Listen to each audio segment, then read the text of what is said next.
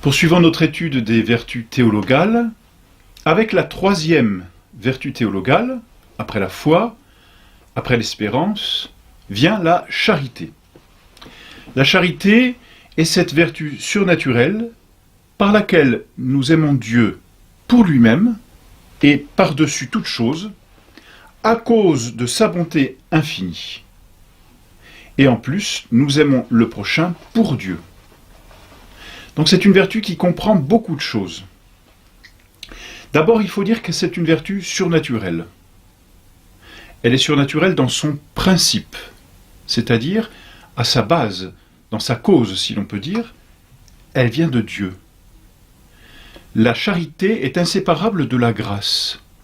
Celui qui est en état de grâce, celui qui possède la grâce habituellement, celui-là possède en même temps la vertu de charité. La charité est possédée par la grâce, c'est-à-dire que Dieu seul infuse dans notre âme la vertu de charité. Dieu seul est l'auteur de notre vertu de charité. Il n'y a pas de charité humaine, ou du moins si l'on parle de charité dans l'ordre humain, ce n'est plus une vertu théologale, ce n'est plus un amour de Dieu. Pourquoi ? Parce que par la charité, nous aimons Dieu non pas simplement comme notre Créateur, non pas simplement comme celui dont nous dépendons, mais nous aimons Dieu comme un Père. La charité nous fait aimer Dieu comme notre Père.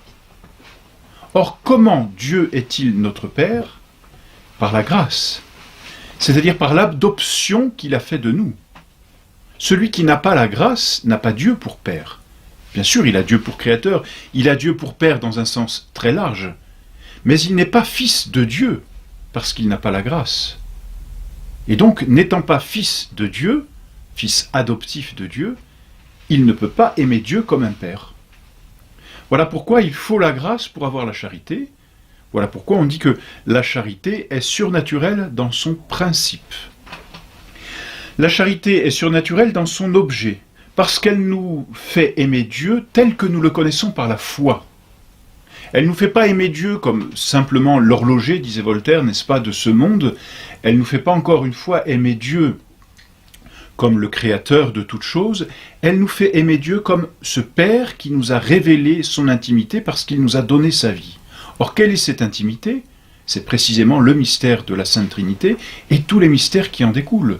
Mystère de l'incarnation, mystère de la rédemption. Tous ces mystères sont connexes en eux et nous les avons explicités dans le credo. Et donc ce que nous aimons en Dieu, c'est toute cette intimité, c'est toute cette vie divine qu'il nous communique. Donc cette vertu est aussi surnaturelle, on dit, quant à son objet. Ce sur quoi nous nous portons, c'est Dieu dans son intimité.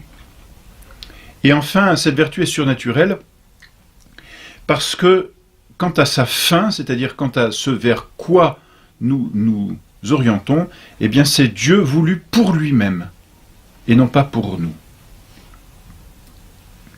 Mais ensuite, on distingue, en fait.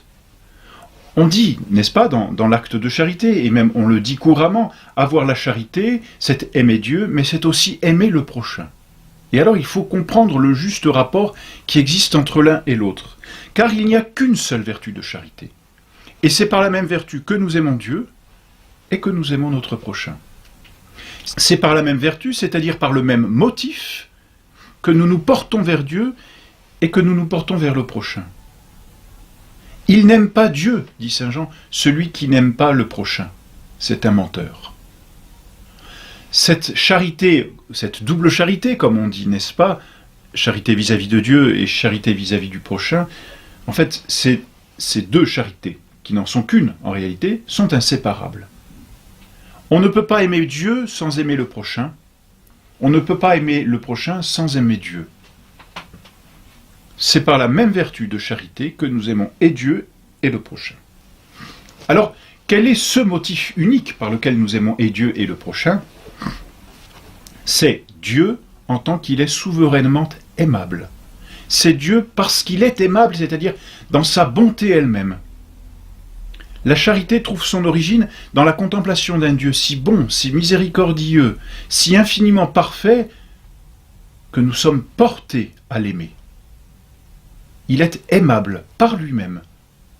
Dieu possède en lui-même une telle perfection que On ne peut pas faire autrement que de l'aimer. Il est bon, par nature.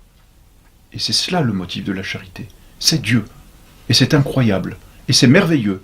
Et parce que c'est merveilleux, je l'aime. Dieu est souverainement bon. Il est souverainement aimable.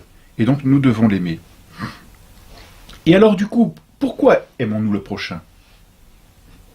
Parce que le prochain est aimable en lui-même? Pas du tout. Parce que le prochain est aimable à cause de Dieu. Parce qu'il vient de Dieu, parce qu'il doit retourner à Dieu. Et c'est cela qui motive la charité. Ce que j'aime dans le prochain, nous le reverrons, c'est le fait qu'il soit une créature de Dieu. Vous voyez, un peu comme lorsque nous avons un ami, une personne que l'on aime particulièrement, on l'aime parce que c'est elle, n'est-ce pas? C'est cela le véritable ami. On l'aime pour lui-même.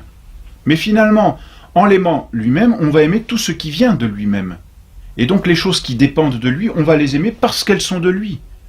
Et bien ainsi, l'amour du prochain, la charité vis-à-vis du prochain, est directement dépendante de la charité de Dieu. J'aime Dieu parce qu'il est aimable, mais finalement tout ce qui va dépendre de Dieu, ou tout ce qui doit se rattacher à Dieu, je vais l'aimer parce que c'est en dépendance de Dieu. Donc c'est exactement la même charité par laquelle j'aime Dieu et j'aime mon prochain. Et enfin, ce que nous aimons, disons en Dieu, le motif, c'est la bonté qu'il nous communique. Dieu m'a donné une partie de sa bonté. Dieu nous donne à chacun une partie de ses dons. Et c'est admirable. Et donc voilà pourquoi nous aimons en charité aussi notre prochain, parce qu'il participe de la bonté de Dieu. Voilà donc vraiment le motif de la charité, c'est Dieu en tant qu'il est bon, en tant qu'il est souverainement bon, en tant qu'il est infiniment bon, et de là, infiniment aimable. C'est ce qui fonde notre charité. Mais encore une fois, Dieu est aimable parce qu'il s'est révélé à nous. Voilà pourquoi nous ne pouvons aimer Dieu véritablement tel qu'il est que parce que Dieu s'est révélé à nous. Et donc, tant notre objet que le motif, que le principe de cette vertu de charité sont surnaturels. Cette vertu de charité est la plus parfaite. C'est la plus excellente. Elle est éternelle, nous le savons, et notre Seigneur lui-même le dit. La foi, l'espérance et la charité sont vraiment les vertus théologales, les trois vertus qui nous portent vers Dieu. La première pour le connaître, la deuxième pour nous appuyer sur les dons qu'il nous donne, et la troisième pour sa bonté. Mais de ces trois vertus, seule la charité demeurera au ciel. La foi disparaîtra, puisque au ciel nous verrons Dieu tel qu'il est. Nous n'aurons plus besoin de la foi, nous le verrons. L'espérance disparaîtra parce qu'on espère quelque chose que l'on n'a pas. Au ciel nous posséderons Dieu. Nous n'aurons plus besoin d'espérance. Mais la charité, qui est l'amour de Dieu, c'est cette vertu qui restera pour l'éternité. C'est cette vertu qui nous consommera, ou qui nous consumera, peut-on dire, au ciel, dans une intimité éternelle avec Dieu. En étant face à face avec Dieu, nous serons portés à l'aimer dans toute la mesure de nos capacités. Et donc c'est la charité qui règne au ciel, c'est la charité qui fait le ciel. Et en ce sens, Dieu est amour, et nous entrons dans l'amour de Dieu, c'est entendu. La charité est la plus excellente parce que c'est elle qui fait la plénitude de la loi. N'est-ce pas, quand il y a dans l'Évangile cette personne qui vient voir notre Seigneur et qui lui dit « Maître, quel est le plus grand commandement ?» Alors on pourrait s'attendre à ce que notre Seigneur prenne l'un des 10 commandements et dise « Tu adoreras Dieu seul » ou alors « Tu sanctifieras le jour du Seigneur » ou « Tu ne tueras pas ». Eh bien, il prend le commandement de la charité. Tu aimeras Dieu plus que tout, de tout ton cœur, de toute ton âme, de tout ton esprit, de toutes tes forces.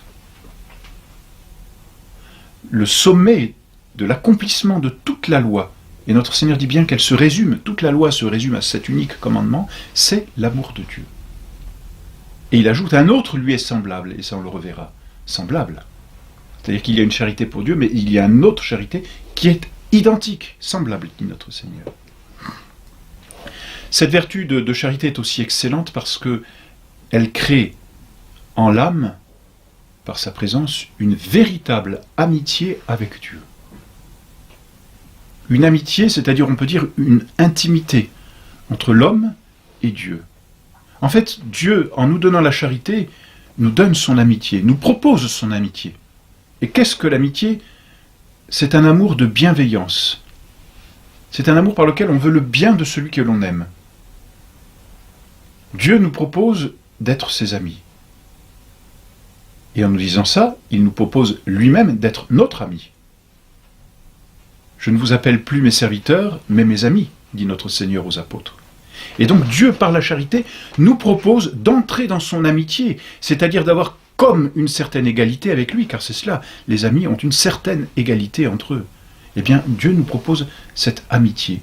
C'est la charité. Et la charité se définit précisément par cette amitié. C'est l'amour de Dieu, c'est Dieu qui nous aime. C'est un courant réciproque entre Dieu et l'âme, entre Dieu et l'homme, la vertu de charité.